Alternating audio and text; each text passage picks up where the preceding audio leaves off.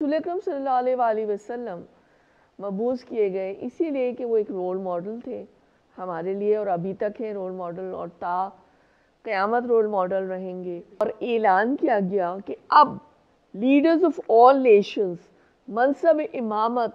حضرت محمد صلی اللہ علیہ وآلہ وسلم کی امت محمدیہ کے حوالے کر دی گئی۔ عزت کا میں کہتی ہوں کہ ایک بہت بلند مقام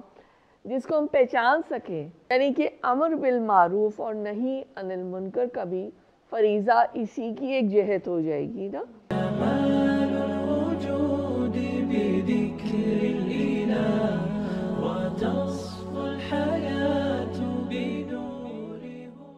امت مسلمہ سے کیا مراد ہے؟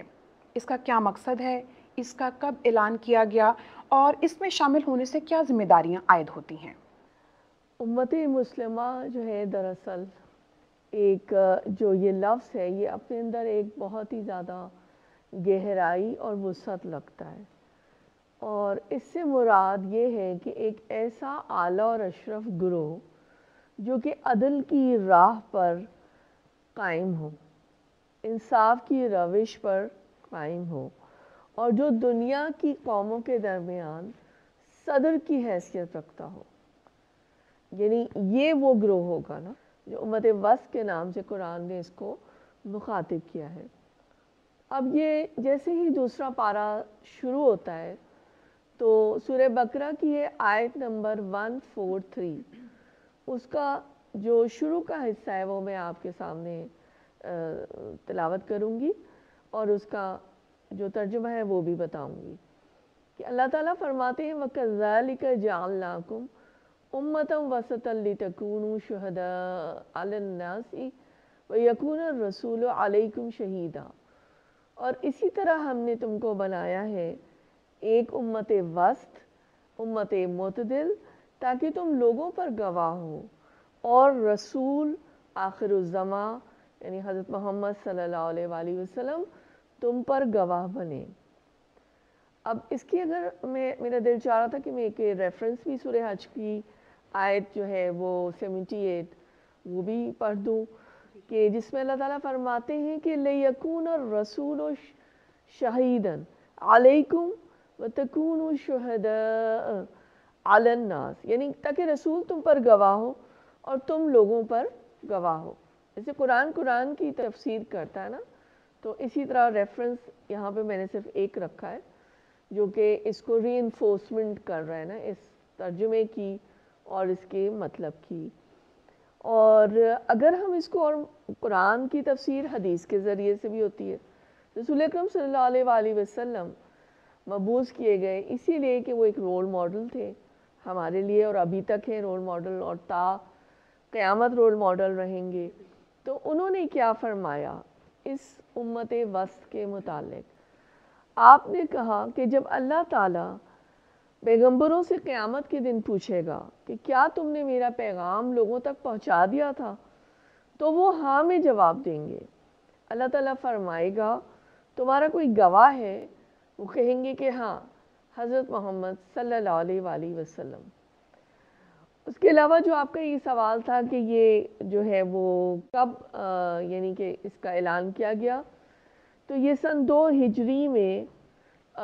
بنی اسرائیل جس کے پاس پوری کائنات، پوری دنیا کی، کائنات تو نہیں کہنا چاہیے، دنیا کی امامت تھی، ان کی بے عملی اور غلط حرکتوں سے، غلط کاریوں سے، ان کی میں کہوں گی بے باکی اور ہٹ درمی کی وجہ سے، حالانکہ اللہ تعالیٰ نے اتنے مواقع ان کو دیے لیکن وہ اپنے آپ کو انہوں نے صحیح نہیں کیا، تو پھر اس کے اللہ تعالیٰ نے ان کو یہ کیا کہ منصب امامت سے بنی اسرائیل کو ہٹا دیا، اور امت مسلمہ کا ایک ٹرم جو ہمیں قرآن میں ہی نظر آتا ہے، امت وسط، امت مسلمہ، اس کی جو ہے وہ تشکیل ہوئی، اور اعلان کیا گیا کہ اب لیڈرز آف آل نیشنز، منصب امامت حضرت محمد صلی اللہ علیہ وآلہ وسلم کی امت محمدیہ کے حوالے کر دی گئی، یعنی we as a we as a member of Muslim امہ ہمارے اوپر بھی یہ ذمہ داری ہے، ہر شخص کے اوپر یہ ذمہ داری ہے کہ وہ حق کی گواہی،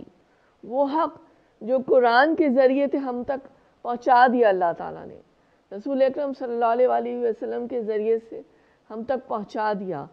وہ ہم اپنے قول، اپنے عمل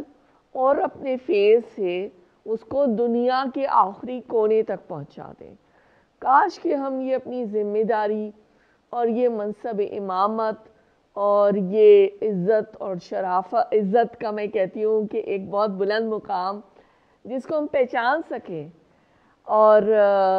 جو ہے ہم اس فرض کو بھی ادا کر سکیں کہ ہم اس حق کی گواہی جو طریقے میں نے بتائے ہیں اس لحاظ سے اپنی شخصیت سے، اپنے عمل سے وہ پہنچا سکیں۔ تو یہ ہے۔ اچھا، اب یہ ہے کہ اس کا مقصد اگر ہم پھر جیسے ہمیشہ دیکھتے ہیں کہ عملی نکتہ میرے خیال ہے کافی وضاحت ہو گئی کہ جو حق رسول نے